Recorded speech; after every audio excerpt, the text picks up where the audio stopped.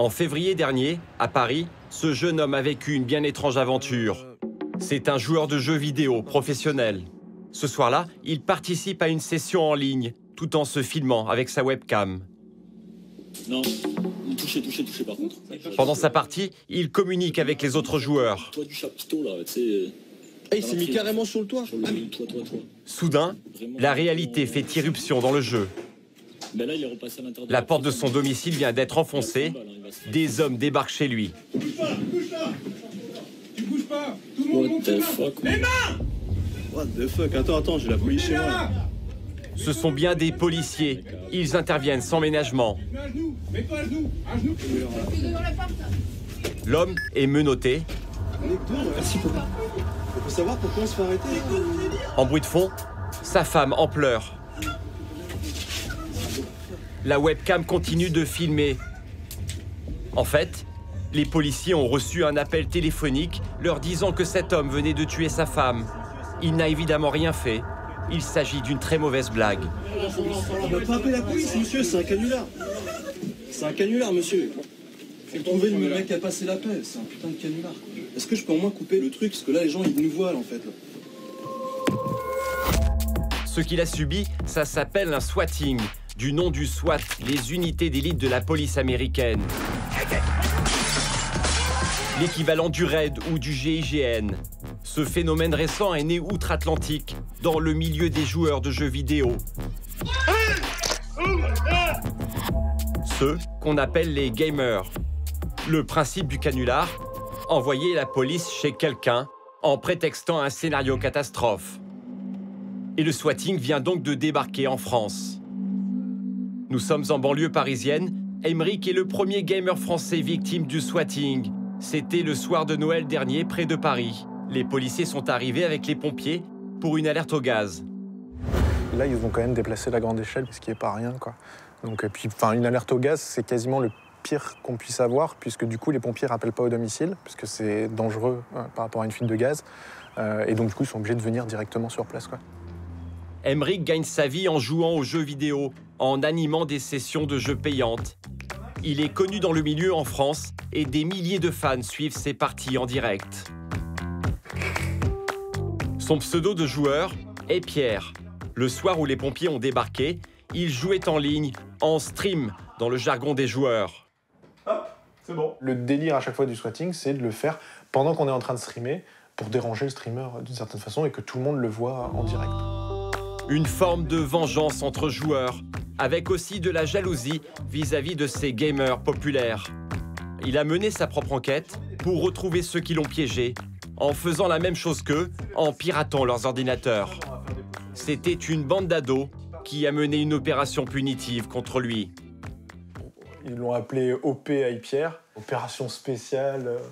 Les gars étaient vraiment à fond dedans, quoi. Et Pierre a réussi à avoir accès à leurs conversations sur Internet. Il nous lit les messages que les auteurs du canular s'envoyaient pendant qu'ils préparaient leur mauvais coup. Voilà, j'ai son adresse et son tel. Et puis même dans le vocabulaire, c'est assez violent. On brise ce genre de fils de pute de youtubeur. Et là, on arrive. On va appeler les pompiers. Les auteurs auraient entre 13 et 17 ans selon Pierre. Il a porté plainte. Affaire en cours. On a une pioche en diable, c'est bon, on peut s'en chanter. L'arrivée du swatting en France a fait réagir la petite communauté des joueurs. Nous sommes à Paris, à la rédaction de Gameblog, un site spécialisé dans les jeux vidéo. Donc on parle de FF15. Tous ici sont joueurs et journalistes. Comme Carole, blogueuse et animatrice de jeux vidéo en direct, ces cas de swatting ne la surprennent pas. Elle est de plus en plus confrontée à la violence des joueurs pendant ses séances en ligne. Lors des derniers épisodes de Resident Evil, c'est quand même un petit peu angoissant tout ça. Nous, on voit toute la haine qui peut déferler envers nous, envers les journalistes, envers les youtubeurs, les streamers. Et finalement, on est des proies, on est des cibles, donc on n'a plus le droit de faire ce métier, on n'a plus le droit de battre quelqu'un à un jeu vidéo. S'il n'est pas content, s'il est en colère, bam, il va nous envoyer les forces de l'ordre. Bon, c'est quand même un petit peu limite. C'est obligé, c'est un clin d'œil. Depuis l'affaire Pierre, les cas de swatting se sont multipliés en France. Et pas seulement contre les joueurs de jeux vidéo. Des anonymes, des politiques, des people se sont fait piéger par de simples coups de téléphone. Comme le 12 mars dernier, en plein Paris, Cette fois-là, c'est un animateur télé qui s'est fait swatter. Un cas classique, la police a cru avoir affaire à un homme violent qui aurait tué sa femme. C'est des canulars et là, les gens, ils n'ont pas envie d'être filmés, alors maintenant, vous vous éloignez. Sur Twitter, le réseau favori des gamers, la police met en garde les swatteurs. Appel malveillant, hashtag swatting, hashtag canular, ces comportements sont punis par la loi. Ils risquent jusqu'à 2 ans de prison et 30 000 € d'amende. Les autorités françaises prennent ça très au sérieux. L'officier de police Christophe Crépin dénonce le comportement irresponsable des swatteurs. Ce genre d'individus qui font des blagues, c'est pas des blagues potaches, c'est des blagues qui peuvent avoir des répercussions. C'est des blagues qui utilisent des effectifs de police qui peuvent être employés sur d'autres missions, surtout en ces périodes terroristes. Et je demande à ce que la justice passe et qu'elle passe avec la plus grande sévérité à l'égard de ces individus. Les policiers français ne veulent pas d'un scénario à l'américaine. Les États-Unis sont confrontés au swatting depuis une dizaine d'années. Et là-bas, ça donne ça.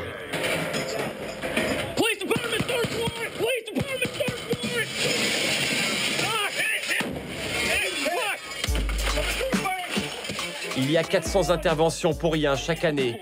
Des interventions toujours très musclées.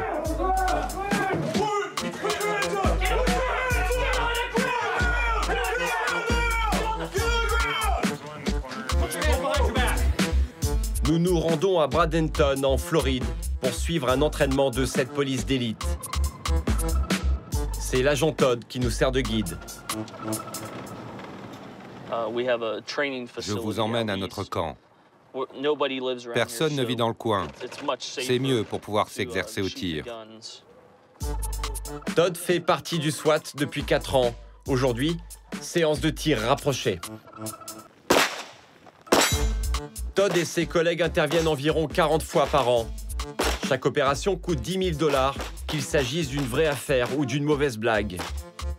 Le SWAT, des hommes surentraînés, suréquipés, rodés aux pires situations, sauf au canular.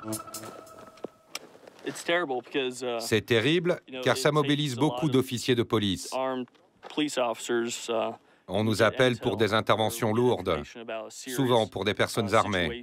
Alors, on s'attend toujours au pire. Et puis finalement, arrivé sur place, on se rend compte que ce n'est rien. On met en œuvre beaucoup de moyens pour ça. Et moi, ça ne me plaît pas du tout. Leurs interventions sont toujours violentes. Pour eux, chaque cas est réel. Nous nous rendons au nord du pays, dans une petite ville du Minnesota. C'est là qu'en pleine nuit, Joshua et sa famille ont eu la peur de leur vie en voyant débarquer le SWAT en février dernier. Joshua est un gamer lui aussi. Voici mon studio. En vrai pro, il a aménagé cette pièce au sous-sol de la maison de ses parents pour ses parties de jeux en ligne. J'ai besoin d'avoir ces 3 écrans devant moi, car pendant mes directs, il se passe beaucoup de choses. Le jeu, les gens qui commentent. 80 000 personnes le suivent sur Internet. De quoi susciter pas mal de jalousie. Joshua se filme quand il joue. Cette fameuse nuit, quelqu'un appelle la police en se faisant passer pour lui. L'homme a dit à la police que quelqu'un était sur le point de me tirer dessus. Et tout d'un coup, ils ont entendu un coup de feu. Et puis plus rien. Un long silence. Comme si la personne au téléphone, c'est-à-dire moi, venait juste d'être tuée. La police envoie immédiatement le SWAT au domicile de Joshua. Il nous montre la vidéo enregistrée par sa webcam cette nuit-là. Là, il est à peu près 1h30 du matin. Je suis en train de jouer comme tous les autres soirs, en prenant mon pied. Super relax. Et là, je retire mon casque car j'ai entendu un bruit. Ça, c'est ma mère qui frappe à la porte. Elle me dit, « Il y a la police. Est-ce que tu sais de quoi il s'agit ?»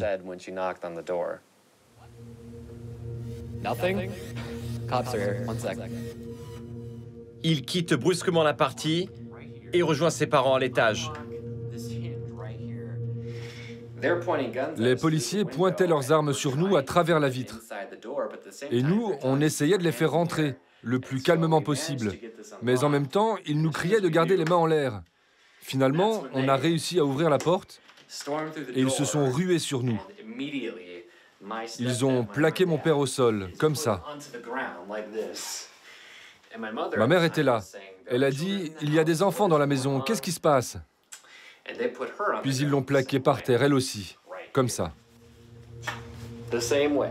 Ce qui a le plus traumatisé Joshua cette nuit-là, ce sont les armes pointées sur son petit frère de 10 ans. À ce moment-là, pour les policiers, tout le monde est une menace potentielle, même les enfants. J'avais peur que quelqu'un ne soit blessé, ou qu'il se fasse tirer dessus, et qu'il meure. Ils sont finalement libérés par la police. Joshua retourne alors dans son studio pour s'adresser à celui qui l'a piégé. Sa webcam tourne toujours. I had police point a gun at my little brothers because of you. They could have been shot.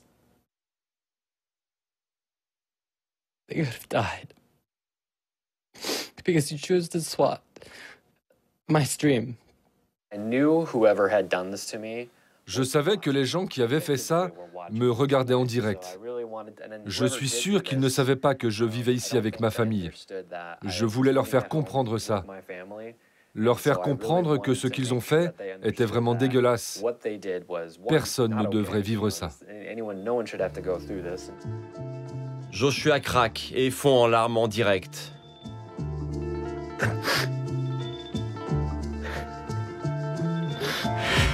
Retour à Bradenton, en Floride, une toute petite ville mais qui a déjà subi plusieurs swattings. Nous avons rendez-vous au commissariat du coin. Je vous emmène dans le bureau qui centralise tous les appels d'urgence de la région et qui mobilise ensuite les patrouilles sur le terrain. Les vrais appels d'urgence comme les canulars. Comment faire la différence? C'est pratiquement impossible. Aujourd'hui, c'est l'agent Frank qui est de garde. À lui de faire la part des choses, comme avec cet appel. Que se passe-t-il? Au bout de la ligne, un enfant paniqué apparemment. Est-ce que quelqu'un est blessé? Personne n'est blessé? Ok. Est-ce que quelqu'un est armé? Est-ce qu'il y a des armes dans la maison? Il a essayé de vous poignarder? Où est le couteau maintenant? Allô? Ah, le père vient d'arracher le téléphone des mains de l'enfant. De quoi s'agit-il? C'est un problème de violence domestique. Un père de famille a tenté de poignarder son fils et le père a raccroché de force. On vient d'envoyer une patrouille pour vérifier ce qui se passe. L'agent Frank reste très calme, c'est son job. Cette fois-là, il ne s'agit pas d'un faux appel.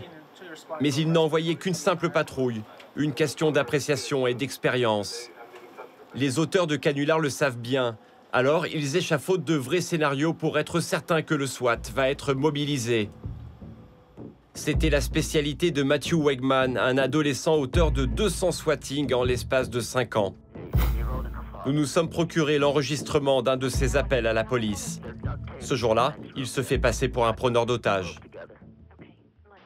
I've got 2 people here held hostage, all right? Okay. Now, you know what happens to people that are held hostage. Il va même jusqu'à mimer la présence de ses supposées victimes. Hold on 1 second. Shut up. And I swear to God, I will kill these people. If any cops come in this house with any guns, I will fucking shoot them. I will kill them. Do you understand me? Matthew Wegman est l'un des rares swatteurs à avoir été arrêté. Il purge une peine de 11 ans de prison. Dans la plupart des cas, les auteurs des canulars, des génies de l'informatique, arrivent à masquer toutes leurs traces. Les États-Unis, comme la France, restent sous la menace de ces swatteurs qui ne semblent pas mesurer la portée de leurs actes.